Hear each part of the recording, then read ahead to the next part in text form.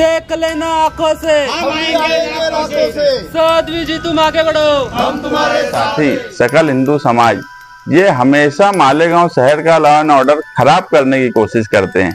Bomb blast जैसा देशद्रोही और संगीन इल्जाम जिसके ऊपर हो, ऐसे इंसान को लाकर मालेगांव शहर तो कहीं ना कहीं ये बताने की कोशिश की जाएगी कि हालात खराब हो जाएं, क्योंकि वो बम ब्लास्ट के आरोपी है, हम उसको मालेगांव में घुसने नहीं देंगे।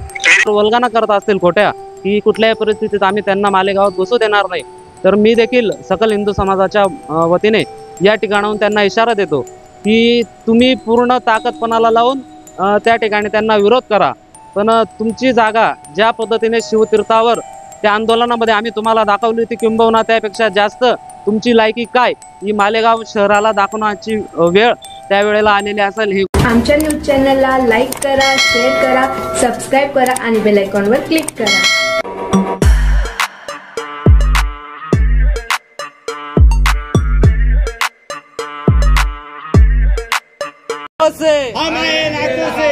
देख लेना आंखों से, साध्वी जी तुम आगे बढ़ो, हम तुम्हारे साथ हैं। जय श्री राम, जय श्री राम, वर रामचंद्र की जय, पवन सुत हनुमान की जय, जय श्री राम, जय। मालेगाव सकल हिंदू समाज यांच्या वतीने गुढीपाडवा या दिवशी चैत्र शुद्ध प्रथमेच्या दिवशी दिनांक 30 मार्च 2025 रविवारी सायंकाळी 6 वाजता मालेगाव शहरातील सटाणा नाकाजवळ असलेले यशस्वी कंपाऊंड या ठिकाणी विराट हिंदू संत संमेलनाचे आयोजन करण्यात आलेले आहे।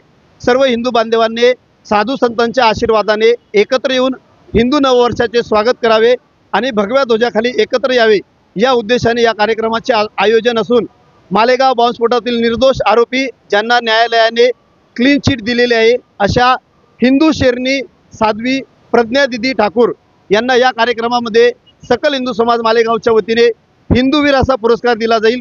त्याच पद्धतीने हिंदू बांधवांना मार्गदर्शन करण्यासाठी वारकरी संप्रदायातील प्रख्यात व्यक्तिमत्व हरिभक्तपरायण संग्राम बाप्पू भंडारे, मिलिंद भाऊ एकबोटे, स्वामी भारतानंद सरस्वती महाराज आणि जैन संत निलेशमुनी महाराज उपस्थित राहणार आहे। सर्व हिंदू बांधव मोठ्या संख्येने या कार्यक्रमाला उपस्थित राहतील आणि हिंदू नववर्षाचं स्वागत करतील। धन्यवाद।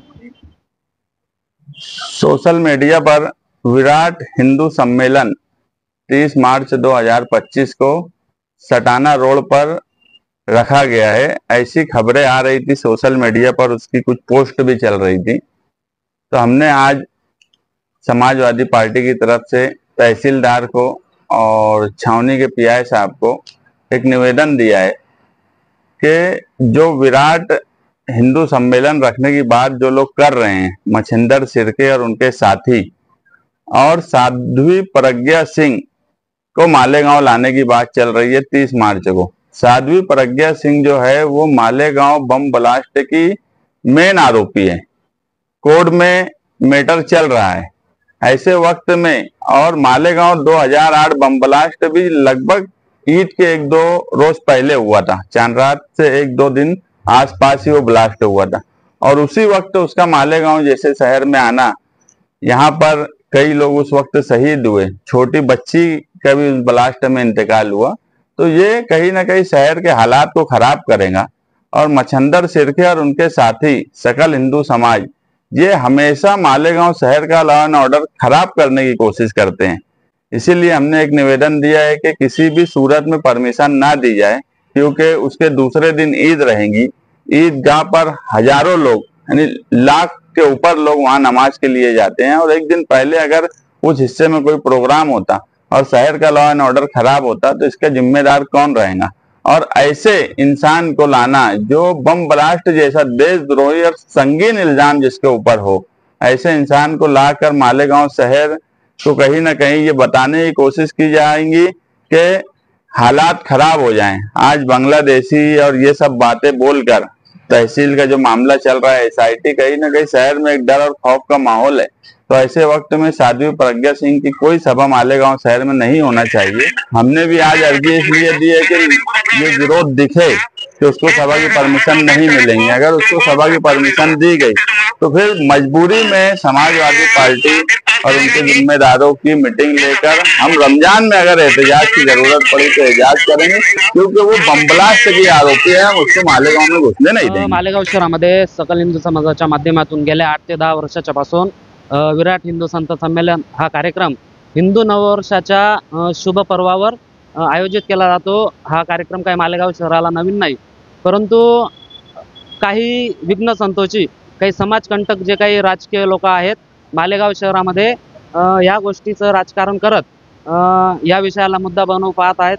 ज्या हिंदू शरणी साध्वी डॉक्टर प्रज्ञा दिदे आहेत, या मालेगावच्या बॉम्बस्फोट प्रकरणामध्ये माननीय न्यायालयाने त्यांना क्लीन चिट दिली आणि कुठल्याही प्रकारचा हस्तक्षेप त्यांचा त्या प्रकरणात नव्हता असं खुद्द माननीय न्यायालयाने सांगितलंय। परंतु कुठेतरी आपलं राजकीय पोळी वाजण्याच्यासाठी, राजकारण करण्याच्यासाठी काही मुस्लिम राजकारण्यांच्याकडून या विषयाला रमजान ईदच्या पार्श्वभूमीवर जर मुद्दा बनवला जात असेल तर ती गोष्ट चुकीची, आणि जर ते जर वल्गना करत असतील खोट्या की कुठल्याही परिस्थितीत आम्ही त्यांना मालेगावात घुसू देणार नाही, तर मी देखील सकल हिंदू समाजाच्या वतीने या ठिकाणाहून त्यांना इशारा देतो की तुम्ही पूर्ण ताकदपणाला लावून त्या ठिकाणी त्यांना विरोध करा, पण तुमची जागा ज्या पद्धतीने शिवतीर्थावर त्या आंदोलनामध्ये आम्ही तुम्हाला दाखवली होती, किंबहुना त्यापेक्षा जास्त तुमची लायकी काय ही मालेगाव शहराला दाखवण्याची वेळ त्यावेळेला आलेली असेल, ही गोष्ट यांनी लक्षात घ्यावी।